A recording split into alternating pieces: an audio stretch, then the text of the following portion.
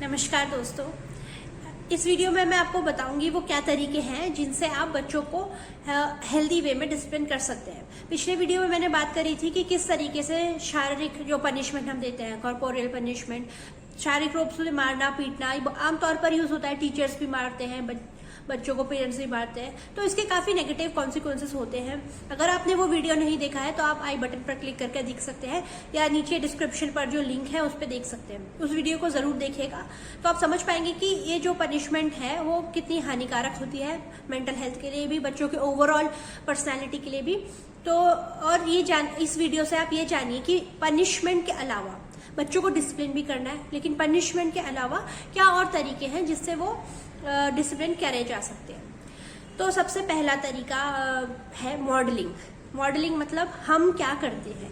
अब बच्चे बिल्कुल नए नए हैं, वो एनवायरनमेंट को एक्सप्लोर कर रहे हैं। हमें डिसिप्लिन का मतलब ये है, हमें उन्हें ये सिखाना है कि समाज में कौन सा व्यवहार करा जा सकता है, कौन सा एक्सेप्टेबल है, कौन सा नहीं है, या मॉरल रूप में क्या सही है क्या गलत है। हमें ये बच्चों को सिखाना है। अगर वो ऐसा नहीं करते हैं तो क्या करना है। तो सबसे पहले बच्चे सीखते हैं पेरेंट्स से या घर में इमीडिएटली जो आसपास जो लोग हैं वो क्या करते हैं, उससे इससे बच्चे सीखते हैं कौन किस तरीके से वो बात करता है, कौन क्या करता है। तो अक्सर पेरेंट्स की कंप्लेंट होती है कि बच्चे फोन ज्यादा यूज करते हैं, और ऐसा जब पेरेंट्स पूछ रहे होते हैं कि फोन ज्यादा यूज करता है बच्चा तो बताइए क्या करे, 24 घंटे फोन पर चिपका रहता है। तो जो ऐसा पेरेंट्स पूछ रहे होते हैं अक्सर देखा जाता है कि वो खुद ही फोन हाथ में लिए हुए ये पूछ रहे होते हैं बात करते करते। अगर वो सेशन में भी आते हैं तो उनको हमें दिखता है कि पेरेंट्स के हाथ में फोन है। अगर वो हमारे साथ 15 मिनट भी बैठे तो उन्होंने 5-6 बार फोन चेक किया, बात पे ध्यान नहीं दी। तो जब आप खुद ही ऐसा व्यवहार करते हैं, फोन को ज्यादा इस्तेमाल करते हैं, तो बच्चे भी वही सीख रहे होते हैं। तो सबसे पहले ये जरूरी है कि जैसे मान लिया जाए उदाहरण के तौर पे हमें फोन वाला बच्चों को सिखानी है, तो पहले हमें वो खुद से स्टार्ट करना होगा कि इतने से इतने बजे तक जब मैं घर में रहता हूँ तो फोन का इस्तेमाल नहीं करता। उसके अलावा मैं क्या करता हूँ, मैं बात करता हूँ बच्चों से या अपनी वाइफ से या कुछ और करता हूँ। तो फिर बच्चे भी वही करते हैं। आप बच्चों से बात करेंगे तो बच्चे भी आपसे बात करेंगे, और फोन के अलावा वो वाला टाइम हेल्दी वे में जा सकता है, कुछ कंस्ट्रक्टिव करके। उनको पेंटिंग सीखनी है, गाना सीखना है, कुछ अपनी हॉबीज पूरी करके। तो वो पेरेंट्स को अपने व्यवहार में पहले लाना होता है। ये बहुत बहुत बड़ी बात है कि आप जो भी बच्चों को सिखाना चाहते हैं जिसकी भी तरह से, मान लिया जाए झूठ नहीं बोलना, तो पहले खुद में वो चीज लानी होती है कि हम ऐसा करते हैं, हम ये खा रहे हैं, हम इस तरीके से बैठ रहे हैं। तो वो बच्चा देख देख के अपने आप ही सीख जाता है, वो नेचुरली होता है। तो मॉडलिंग एक बहुत अच्छी चीज है। दूसरा इसमें ये चीज होती है कि ये सीखना कि क्या चीज पे ध्यान देना है। मतलब पेरेंट्स को ये सीखना है कि अटेंशन किस चीज पर देना है और किस चीज पर नहीं देना। अक्सर क्या होता है कि हम बच्चों की बुरी आदतों पर तो ध्यान देते हैं कि ये मत करो, ऐसा मत करो, और डोंट डू दिस। इसकी जब हम बोलते हैं डोंट प्ले वीडियो गेम, तो इस डोंट की कोई पिक्चर ऐसा होती नहीं है, तो हम बार बार वो रिपीट कर रहे होते हैं, video game video game video game. बच्चा अगर नहीं भी याद कर रहा, उसके स्मृति में वो नहीं भी है, तो हम ऐसे बोल बोल के डालते हैं कि डोंट। अगर मैं आपको बोलूं कि don't think about your mother, तो आपने अभी क्या सोचा, आपके दिमाग में हो सकता है एकदम से माँ की तस्वीर आई होगी, पर मैंने बोला था don't think about your mother. तो डोंट का कोई पिक्चर नहीं होता, और हम बार बार उन चीजों को दोहराते हैं कि ये मत करो। इसकी बजाय हम डोंट की ये नेगेटिव जो बिहेवियर है जो हम चाहते हैं कि बच्चे ये ना करें, उस पर हम ध्यान ना दें तो बेहतर होगा। या फिर हम ये बता सकते हैं कि क्या करना है।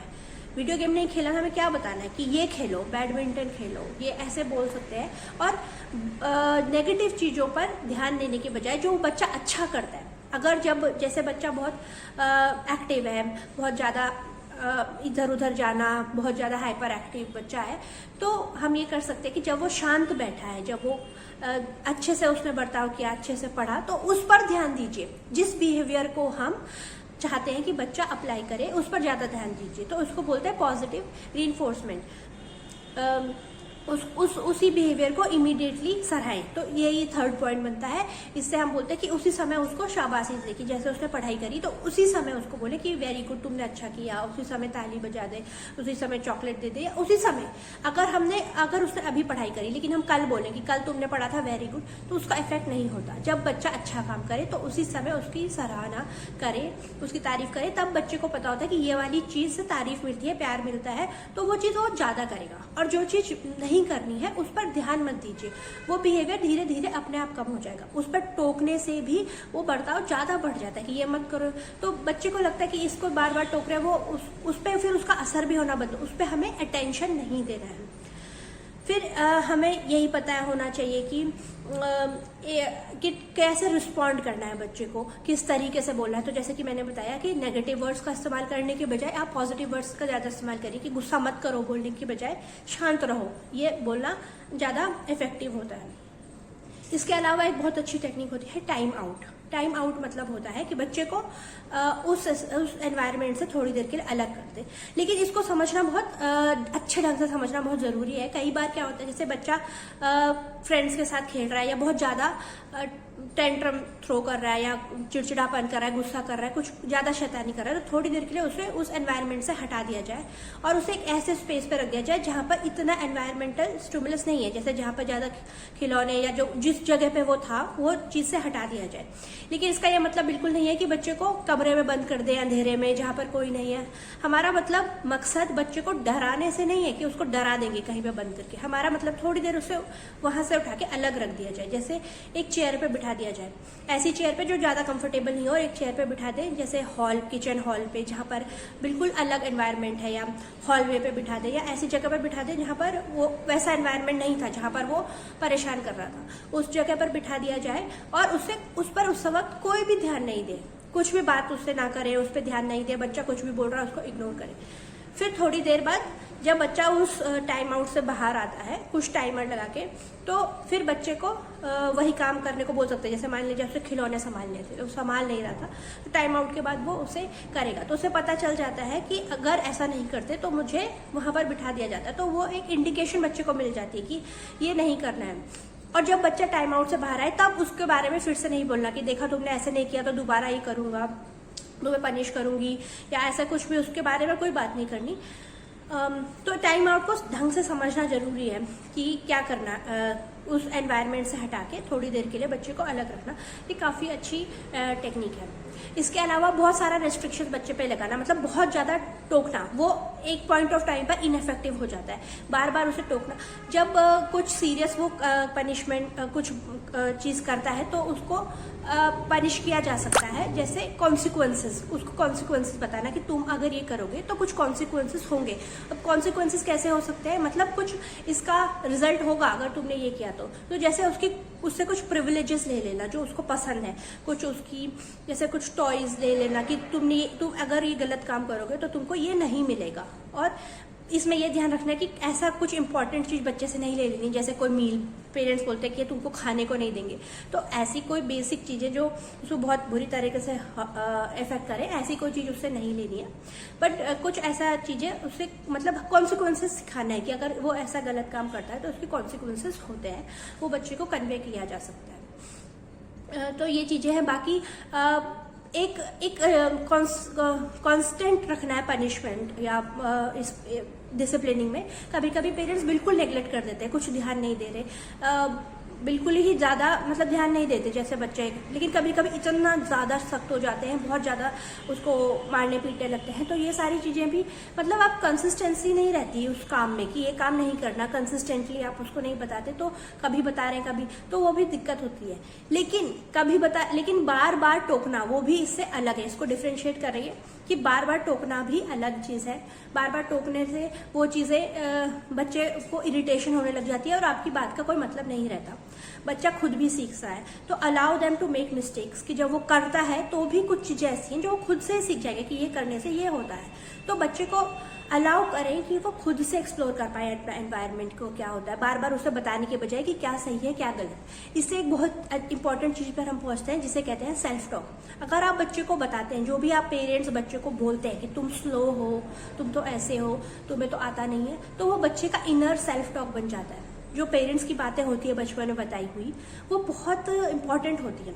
वो हमने क्या बोला बच्चे को बचपन में, वो हमारा सेल्फ टॉक बनता है कि हम अपने को क्या बोलते हैं, क्योंकि बच्चा अपने को नहीं जानता। वो अपनी आइडेंटिटी अपने आसपास के एनवायरनमेंट से बनाता है कि पेरेंट्स क्या बोलते हैं, दादी क्या बोलती, दादा। तो अगर बच्चे को बहुत नेगेटिव बोलते हैं, तो स्लो है, ये तो ऐसा करता है, इसको तो आता नहीं है, इसका बुद्धि कम है, तो वो बच्चा सीख लेता है और वो वही बातें अपने लिए बोल देता है, अपने लिए वो अपनी आइडेंटिटी बना देता है। इसीलिए बहुत जरूरी है कि सही बातें बोले। इसमें अगर आप किसी बिहेवियर के बारे में बात कर रहे हो तो बच्चे पे ना बोले कि तुम बुरे हो, अगर तुमने ये किया तो तुम बुरे हो, तुमने ये किया तो तुम अच्छे हो। ये बहुत ही नेगेटिव होता है।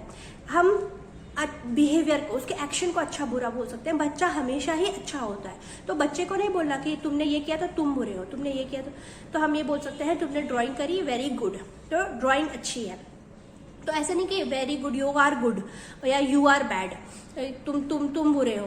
तो इससे क्या होता है कि हम एक्शन और बच्चे का सेल्फ आइडेंटिटी को बहुत मर्ज कर देते हैं। इसी से वही एक और पॉइंट है कि बच्चे को अलाउ करें कि वो खुद से भी सीखे, वरना हम ही बताते रहते क्या सही है क्या गलत है, और बच्चा डिपेंडेंट हो जाता है माँ बाप पर कि वो जो उन्होंने बोला वही सही है। इससे क्या होता है, भविष्य में वो अडल्टहुड में नहीं आता, जैसे वो अपना सही गलत खुद से समझ पाए, कुछ वो करे। वो बच्चा गलती करने से ही डरने लगता है कि मैं कुछ कर ही नहीं सकता, पहले से ही माँ बाप ने बता दिया ये सही है ये गलत, फिर वो उसी ढांचे में ढल जाता है कि ये करना है ये नहीं करना, कुछ आगे एक्सप्लोर करना, कुछ रिस्क लेना और ट्राई करना कि ये देखते हैं इसको करके क्या होता है। वो बच्चे में वो क्षमता नहीं रहती, क्योंकि उसे खुद पे कॉन्फिडेंस नहीं रहता कि अगर मैं करूंगा भी, गलती भी करूंगा तो मैं ठीक कर लूंगा। तो गलती करना, थोड़ा सा पेरेंट्स को मिस्टेक्स करना अलाउ करना चाहिए, ताकि बच्चा खुद से सीखे। बिल्कुल सही गलत बताने में बच्चा एक कंस्ट्रक्टेड हो जाता है और उसकी पर्सनालिटी आगे भी वैसी रहती है कि एक फ्रेम में, एक बंधे हुए फ्रेम में रहता है कि ये सही है और ये गलत है, और बस उसमें बहुत रिजिड हो जाना। तो क्योंकि पेरेंट्स सही गलत बताते रहते हैं। इसके अलावा दोस्तों से भी बहुत कुछ सीखने को मिलता है अपने एनवायरनमेंट में। तो पेरेंट्स बच्चों को बहुत रिस्ट्रिक्टेड रखते हैं कि यही करना, यहाँ नहीं जाना, लेकिन जब किसी भी टाइप के लोगों के साथ बैठते हैं तो बच्चा सीखता है कि ये भी है सोसाइटी में, ऐसा भी है। तो उससे भी सीखते हैं, अपने दोस्तों से भी। अगर दोस्त थैंक यू बोलता है तो बच्चे उससे भी सीखते हैं। तो वाइकेरियस लर्निंग काफ़ी बच्चों में होती है, तो इससे भी उसको सिखाया जा सकता है।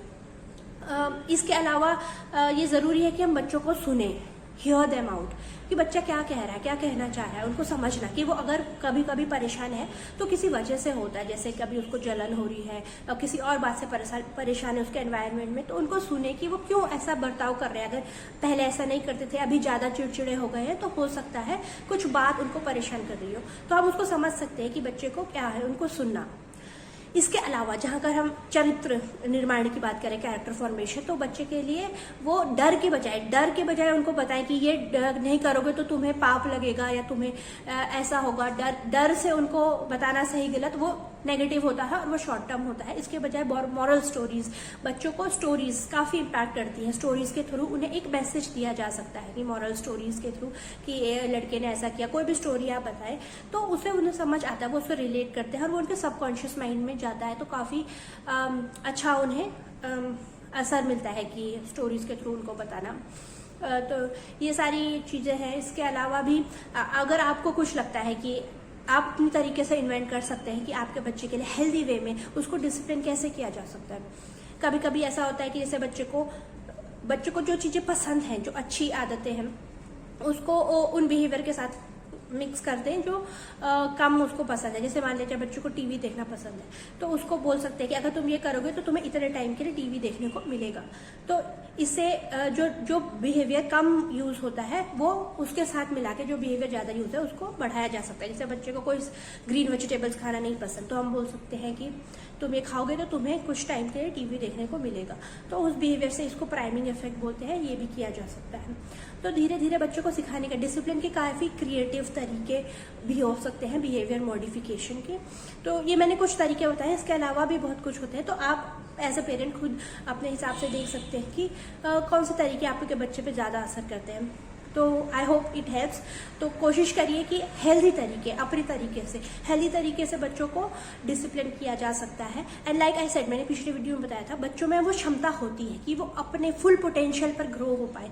उसके लिए जरूरी है कि हम उन्हें अलाउ करें कि वो ग्रो हो पाए, बजाय इसके कि उनको रोके टोके उन्हें बताएं क्या सही क्या गलत और उनको मारे पीटे। उससे वो दब जाते हैं, डर जाते हैं और वो पूरा जो उनके पोटेंशियल है वो खिल के नहीं आ पाती। इसीलिए हमें उन्हें बस एनवायरनमेंट देना है कि वो जो उनमें अंदर इनर पोटेंशियल है वो पूरी तरीके से विकसित हो पाए, उनका दिमाग पूरी तरीके से विकसित हो पाए, कहीं पे भी वो फिक्सेटेड ना हो जाए या अपने को एक्सप्रेस करने में वो रुकावट ना आए, कहीं भी वो इनर तरीके से साइकोलॉजिकली डैमेज ना हो जाए। तो ये इट्स अ रिक्वेस्ट कि आप बच्चों को मारने पीटने के अलावा कोई भी हेल्दी तरीके हैं उनको देखिए, क्योंकि मारने पीटने से नेगेटिव कॉन्सिक्वेंसेस बहुत सारे होते हैं। जैसे एक important negative consequences bed wetting, बच्चों में बिस्तर गीला करना, इतना डर बढ़ जाता है। तो बहुत सारी चीज़ें हैं, उसके बजाय आप ये देखिए कि उनको सिखाना है but in a healthy way, ताकि एनवायरनमेंट पॉजिटिव रहे और खुशी और जॉयफुल का माहौल रहे। जितना हम खुश रहते हैं बच्चे हमें देख के उतना ही खुश रहते हैं। तो I hope this video was helpful to you. आपको लगता है कोई और भी पॉइंट्स हैं जो बच्चों के लिए यूज़ किए जा सकते हैं तो प्लीज़ उन्हें कॉमेंट सेक्शन में ज़रूर बताइएगा। अगर आपको लगता है कि इस वीडियो से किसी की मदद हो सकती है तो please do share and subscribe to my channel. Take care, bye bye.